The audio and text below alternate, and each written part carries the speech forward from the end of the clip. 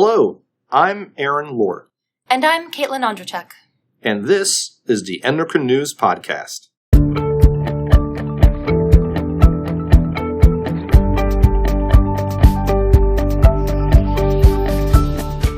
We're continuing our special Women in Endocrinology series, where we speak with the authors of 12 influential, high-impact research papers published in Endocrine Society journals since 2017.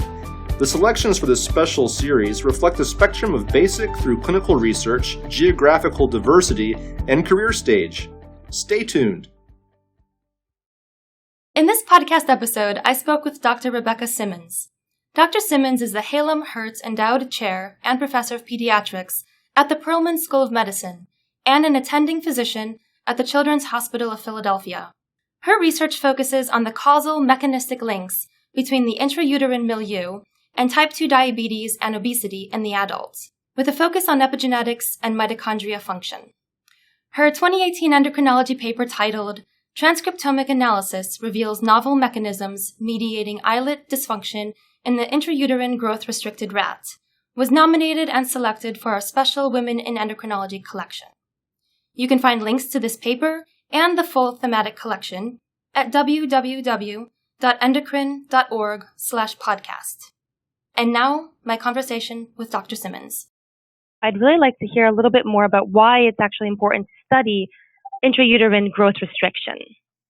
Fetal growth restriction is a common complication of pregnancy, and we now know through many studies conducted both here in the United States as well as in other countries, and epidemiology studies and animal studies, showing a link between fetal growth restriction and the later development of type 2 diabetes and obesity later in life.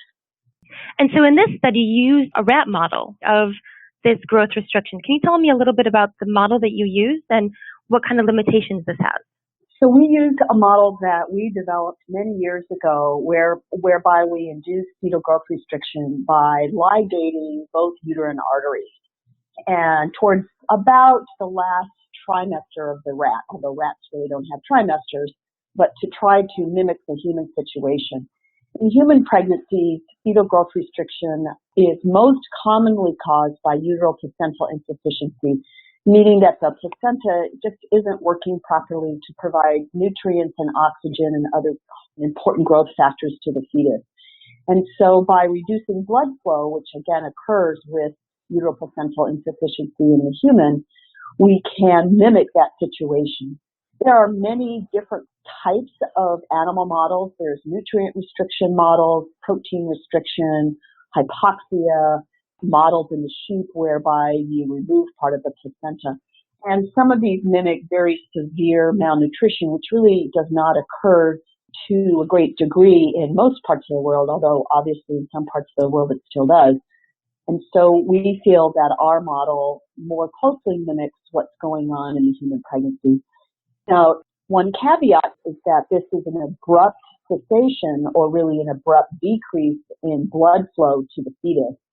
And in the human, where pregnancies are complicated by a reduction in blood flow, it's more almost like an oscillatory phenomenon, meaning you'll have normal blood flow to the fetus, then you'll have abnormal blood flow to the fetus. So it's not a perfect model, but we feel like it is probably the closest model that we have to human IGR. Are there good medical treatments for women who might be having this issue during their pregnancies?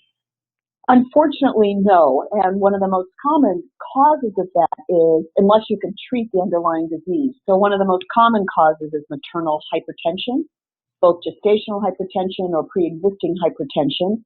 So if hypertension is adequately controlled, yes. But unfortunately, another common cause, preeclampsia, we have not really been able to treat that condition at all, except for delivering that fetus. So still quite a lot of work to be done there for women who might be suffering with these conditions. Correct. And most of the time, or I wouldn't say most, but in a good percentage of the cases, we don't even really know why fetal growth restriction occurs. And so, for example, a woman will go in and have an ultrasound, and the obstetrician will note that there is a decrease in fetal growth, but the mom doesn't have preeclampsia or hypertension, and she's not malnourished. which we term idiopathic. And again, that's actually a fairly common cause of fetal intrauterine growth restriction, and we don't have any treatment for that.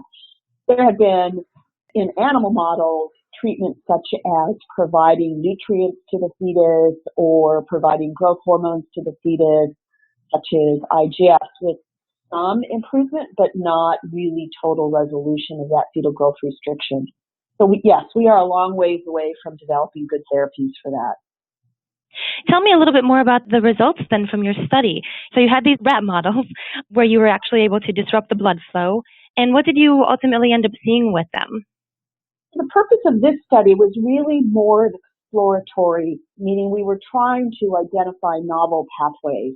And we have spent the last 25 years examining islet and other target tissues such as muscle and liver.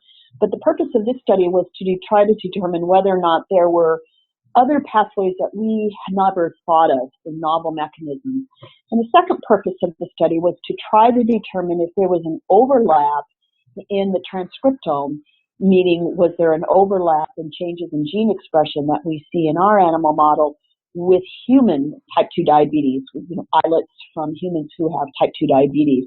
And that really was to identify causal mechanisms, because in our model we had first examined the transcriptome in animals who had not yet developed hyperglycemia. So obviously humans with type 2 diabetes already have the disease.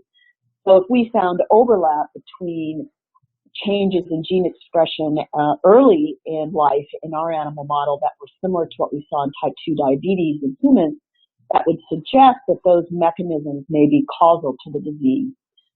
And so the pathways that we identified that we thought were quite novel were changes in the extracellular matrix. Those are some of the most common genes that we identified to be disrupted, as well as genes controlling inflammation. So we've long known that type 2 diabetes and obesity is associated with inflammation, but that's always has been thought that is really due to hyperglycemia and the abnormal milieu of type 2 diabetes and or obesity. Yet in our animal model, we found that inflammation actually preceded the development of diabetes. So those were two important observations. And third, there was significant overlap in dysregulated genes that we identified in our rat model and with human type 2 diabetes, suggesting again, finally, that our model is a good model of type 2 diabetes in the human. So the main changes that you saw from your RNA sequencing of the fetal islets, you saw these changes in the extracellular matrix genes, you saw changes in inflammatory genes. Can you tell us a little bit more about any specific genes that came up that were perhaps surprising to you that really indicate, oh, this is a good pathway to start studying next? That's a good question. We found so many changes. We found about 1,000 to 1,500 genes were dysregulated. So it wasn't just one gene. It was multiple genes. And when one does RNA-seq, because you can identify so many genes, it's really more important to look at pathways.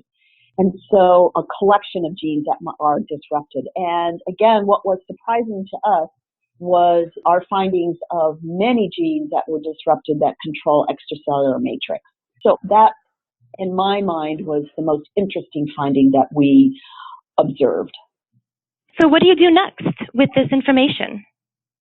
So what we'd like to do next is determine whether or not we can actually interrupt that process. So for inflammation, we've already started to use drugs that can block inflammation early in life, and to determine whether or not we can reverse those changes both in the extracellular matrix as well as changes in inflammation.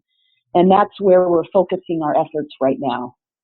This is fascinating. It's very interesting, and it does seem like this is a really great model to get additional information about this disorder. And there's lots of genes, lots of pathways to continue looking at, it seems. That's correct. I think there's enough work to do for my postdocs for the rest of their lives. That's always a good thing. Yeah. I just want to switch gears a little bit. And because your paper was selected for this collection, I would really like to spend a little bit of time just talking about your own career pathway, your research experience.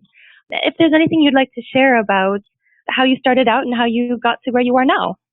I started out many years ago, and during medical school and residency, I started 2 different research projects, and they were exciting. It was exciting to do research. It was exciting to be challenged and do something in addition to learning how to be a clinician. So I continued to do research, and finding that, again, there's always something new and exciting to learn. And I think probably the most important takeaway message is finding good mentors. So I was very lucky to have good mentors throughout this whole process, from medical school and residency and fellowship. Even throughout my career, and even now, finding good mentors is critically important.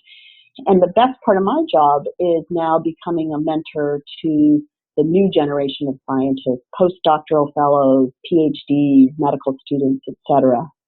Can you give any advice on how to actually find a good mentor? You have to click with that person, and it's good to ask other people who are a little more senior to you. So, for example, if you're a graduate student, you ask your other graduate students who have been in different labs, or if you're a postdoc, who have they experienced good relationships with.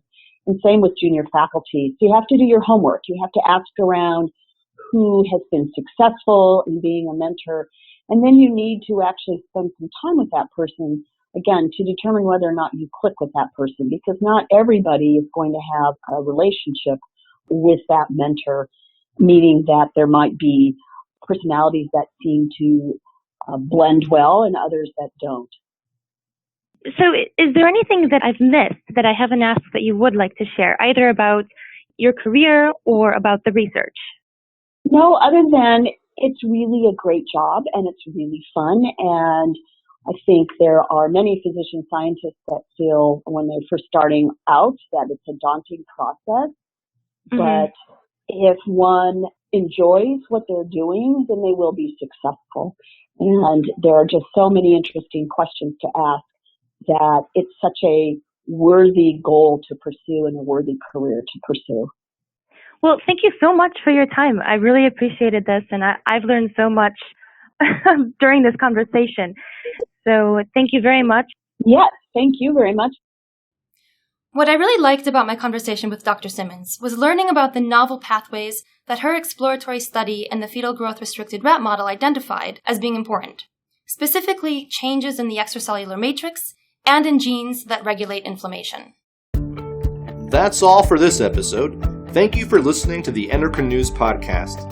To learn more, visit www.endocrine.org/podcast. There you can find this episode and some helpful links. You can subscribe to Endocrine News Podcasts on iTunes or wherever you get your podcasts. Be sure to leave a review on iTunes. And if there's a topic you'd like to see us cover on the podcast, let us know by emailing us at podcast@endocrine.org. Thanks again for listening.